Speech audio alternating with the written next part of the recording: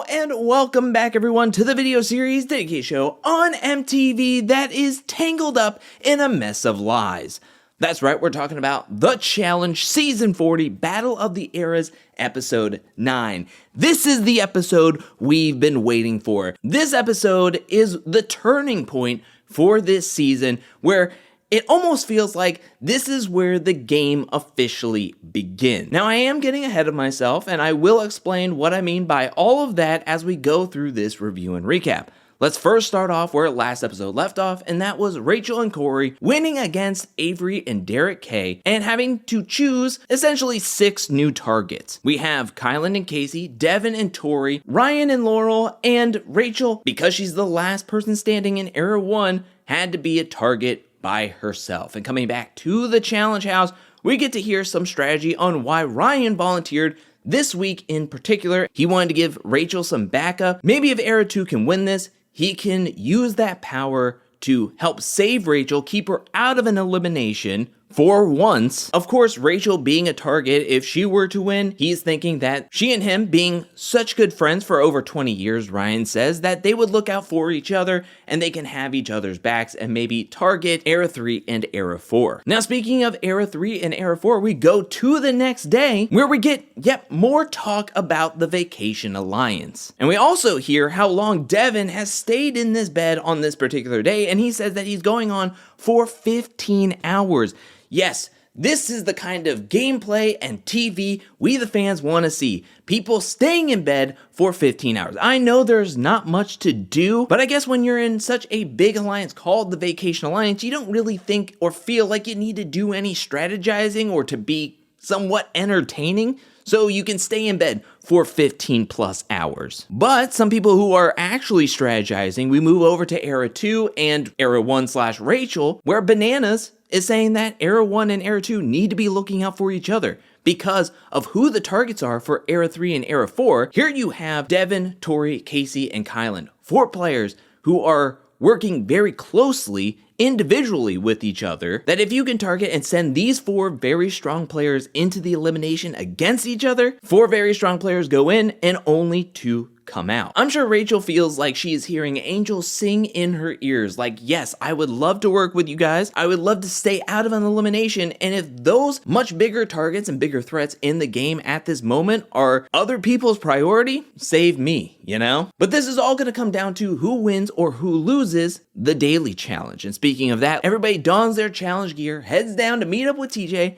for this week's daily challenge called Bottoms Out. This daily challenge has 2 stages. The first stage is that there will be a sequence of 27 math equations. The more math problems you get correctly, you get a handhold or a foothold. This is very important for the bigger teams because the more handhold and footholds you can get, the more comfortable your players will be in the second stage of this daily challenge, where everybody is going to be put into a cargo container. TJ is going to blow the horn. You got 5 seconds to get comfortable on your handholds and footholds when the cargo container's bottom will just go out. The era that can hold on the longest during this challenge will win into power, win into safety, and of course, if you can't hold on, then you're gonna go in to the water and into the arena. Now, for some challengers, this daily challenge is their nightmare. You got math equations and heights over water. And a lot of challengers were struggling in the math portion. Not necessarily Kylan or Laurel, who says that she's gotten 100% in every math class and math test she's ever taken, which sounds impossible, but I can't really refute it because Era 2 does incredibly well. They get 17 out of 27 math equations, giving them 17 handholds/footholds. Rachel is at a major advantage. Yes, she's only one person, but being a team of 1, you only really need to get like 2 or 3 equations right to feel comfortable in that cargo container, which Rachel does what she needs to do, and she gets 6 equations correct, which is more than enough to help her out in the next stage. Era 3 surprisingly only gets 14 equations correct, and then Era 4 is said to have gotten 14 equations correct. Now, when I paused the screen and counted the equations that they got correct, because they highlighted them in the edit, which I was very thankful for. That's a little bit more of transparency than what we normally get in the challenge, but when I paused it and counted all the equations that they highlighted to say that they got those correct, I only counted 13. I don't know, I thought it was very interesting that they only highlighted 13, but then said they got 14 correct. It would not matter though, because when we get to the actual endurance portion, you have Rachel doing an incredible job. I mean, she's trash talking in that cargo container, telling people that they should just go get lunch because she's going to be in that cargo container for a very long time. Rachel crushes this thing. Era 4 is up next, and Theo jumps up on the handhold and footholds, but then he instantly drops down, the bottom goes out, and he hits the water instantly. Era 4 is big, muscular players, and with each player only having one handhold and one foothold, they were not having a very fun time. You have Olivia dropping, then Jenny, and Michelle, like back to back. Kylan drops. People are surprised Josh hadn't dropped. Well, it's because he cheated. A little ledge on the bottom was kind of sticking out, so Josh was putting his foot there to hold himself up. Josh was disqualified, leaving Casey all by herself. Casey holds on, does her best, but eventually falls. We move on to Era 3, and they do just as well as Era 4. I mean, you have Nia instantly falling down, Tori can't hold on, Corey definitely can't hold on. One person that I think everybody thought that was going to have the best opportunity on Era 3 to stay in the cargo container the longest was Jordan. Granted, we've seen Jordan do impeccable, incredible, nearly impossible feats. But alas, he couldn't hold on. Alas, it was Devin who was last in the cargo container, holding on for not only his chances of staying in the game, but also his best friend, Tori. Not gonna lie, I'm a little surprised that Devin was just there by himself, but the best job that he can do until he dropped into the water. And then Era 2, Aviv and Ryan just dropped instantly. Then Derek C, then Bananas, Cara, Laurel fell. Nehemiah does an impeccable job. He was just staying in there for the longest, proving to everybody, don't underestimate me. But he fell into the water, and when it came down to the results, Rachel crushed everybody. She is a team of one. She is a lone wolf, the last person standing in Era 1, and she got it done. Era 1's first daily challenge win came when only one person was left. Rachel held on for, they said, nearly 15 minutes. Then when it came down to the losers, Era 3 lost out. So Tori and Devin are directly going into the elimination. Now coming back to the challenge house, I felt like everything was already locked in, right? I mean, we heard at the beginning of the episode that Ryan and Rachel have been friends for nearly 20 years. Ryan volunteered to give Rachel some backup. So if you have a friendship going on for that long, you just automatically assume that Rachel is going to keep Ryan safe and then send in Era 3 and Era 4 against each other. But at the bar scene, Rachel does tell Kylan that that was the knee-jerk reaction that she had. But he's tethered to Laurel, and Laurel's a big threat in this game. Would it make sense for Rachel's positioning to maybe take a big shot at sending Laurel in against Tori, hoping that Tori can win and take out a major competitor in Laurel this early in the game? Now, I did mention that we're at the bar scene, and Rachel has like a revolving door where she is just hearing all the targets out from Era 2 and Era 4. Rachel wants to position herself, because this is the first time she's ever had leverage or power, that she wants to set herself up moving forward. We hear a conversation between Casey and Rachel where Casey says that they had this like unspoken thing. I'm sorry, but no. There is no such thing as an unspoken deal or alliance. Like, that's just not happening. I know that Rachel has worked out via the challenge YouTube workout series that they had on YouTube, and Casey was on there with Rachel working out. So you would expect that they have some form of relationship or friendship or know of each other. But being in a game is completely different than being acquaintances outside the game. And if Casey felt like, I'm coming in with the Vacation Alliance, I don't need to talk with anybody else about game because whatever, and then you get to this point where you have this unspoken deal. No, that's not how this thing works. Rachel then talks with Laurel, where Laurel puts it out there like, hey, I'm a really strong competitor. I can win daily challenges. I don't have a number one. You can be my number one. We heard from Rachel in previous episodes that she's not the biggest Laurel fan, but if she's willing to work with you, or at least not say your name moving forward, that's not too bad of a deal to consider. We go back to the challenge house the next day, right before heading into the chambers, and Josh sits down with Rachel. Now, if you're not on social media or Instagram or anything like that, Josh does work out with Rachel. He goes to her gym down in Miami. She's been training Josh to get him in much better challenge shape. Well, Josh is going to try to use his pool to maybe stick up for Casey and maybe try to ensure that Era 4 doesn't get sent in against Era 3. If he wants to have a chance of saving the Vacation Alliance and taking a stand, this is the time to do it. Well, when it comes down to it, Josh says nothing. He says that if anybody else was in power instead of Rachel, Josh would do his absolute hardest to save Casey, his number one ally in the game. He's told multiple people, and people know that Casey and Josh are a package deal, that Josh's number one in the game is Casey. Yet, when push comes to shove, Josh is sitting on the sidelines. He's like, oh, look, Rachel, you're going to do what you're going to do. And which surprised even Rachel. Like, Rachel had her mind made up. She's going to send in Era 3 and Era 4, try to take down some of the vacation number alliances, as well as maybe start to break apart strong bonds and friendships, and then maybe move up in other people's rankings. But she's surprised that Josh didn't even try. He didn't even try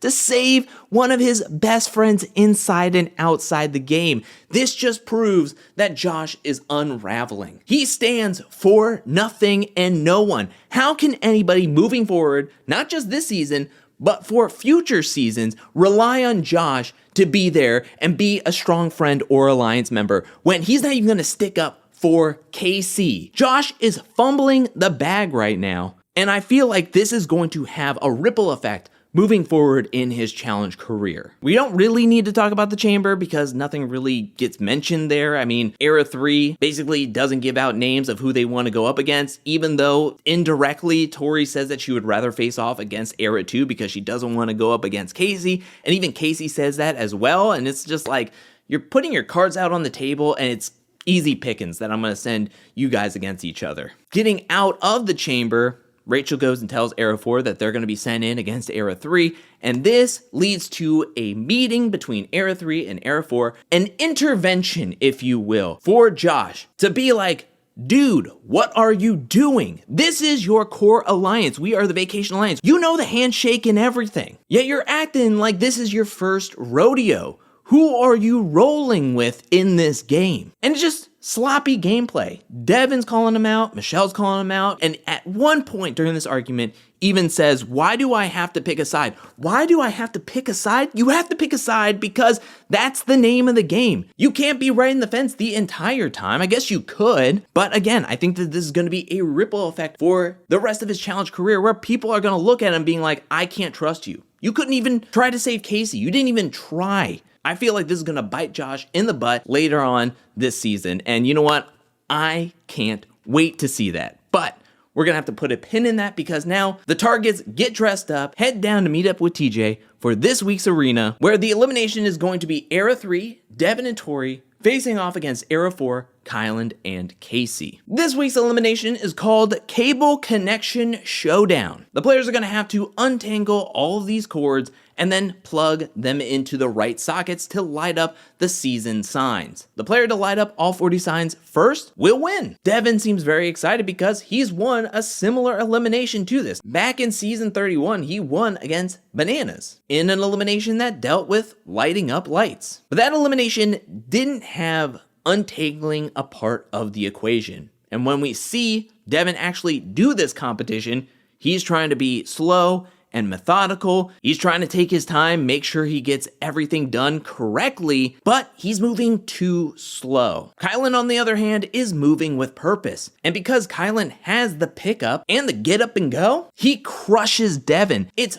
40 lights to 2 lights. I'm sorry, but Devin just does not seem fully invested in this season, the entire season. I know that this is the first season that he's competed on after winning season 38, so I know that there's not that much pressure to have to compete and try to win. He was also exploring things with Michelle and their relationship while on the season, and that could be a distraction from wanting to play the game or trying to strategize and do the best that you can, but it just seemed like Devin just wasn't fully invested in the game, and at the end of it, he seems okay with that. Devin seemed to be putting more emphasis on the vacation part of this game than the alliance part of this game, meaning alliance as in the strategy portion of this game, and it ultimately came down to him losing. And now we move on to Casey versus Tori, which is a much closer matchup.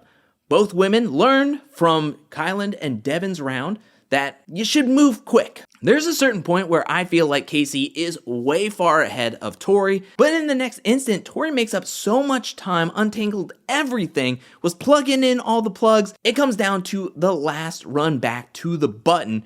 Who would be quicker? It was Tori by like 1 or 2 seconds. Like, this was a very close elimination to where both women did not know who won until TJ blew the horn and said that Tori just edged out, clicking her button before Casey. So there you have it. We have the crumbling of the Vacation Alliance, with nobody knowing how much they can trust Josh moving forward, as well as Devin and Casey, 2 pivotal players of the foundation of the Vacation Alliance, gone in a single episode. But it's in this moment that TJ turns to Tori and Kyland and says that it's time for them to pick targets. But wait a minute, this game needs a switch up. No more teams, it's now an individual game, thank goodness. I felt like the change should have happened last week, but with how this episode went down, with Rachel winning and the Vacation Alliance crumbling and 2 of the players going, I'm glad we stayed in the teams for this episode, but I'm so thankful that we get a switch up to an individual game. Now there's still going to be targets, but instead of going down the line for 4 men and 4 women, it'll be just 3 men and 3 women. Tori has to pick 3 men, whoever she wants to pick, and she does the Era 2 special. She picks Ryan, Derek, and Bananas, which Bananas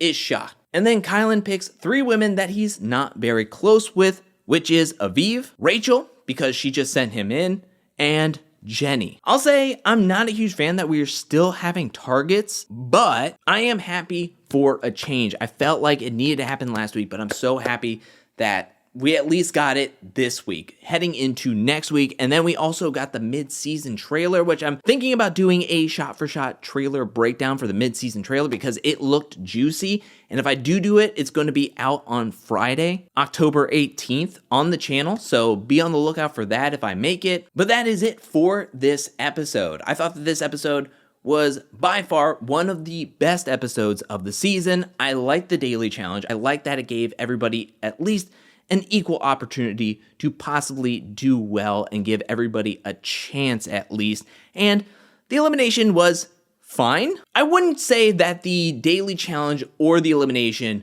was like gripping or full of action. Tori versus Casey was kind of action-packed. It was at least very close, but kind of just seeing people like hold on and untangling wires isn't the most thrilling, but I love the strategy. I love the gameplay. I love that Rachel, one, got to stay out of an elimination as well as made an incredible move to dismantle the Vacation Alliance, at least 2 players, to where then she goes up in the rankings, set herself up going into an individual game. Oh, I cannot wait for next week.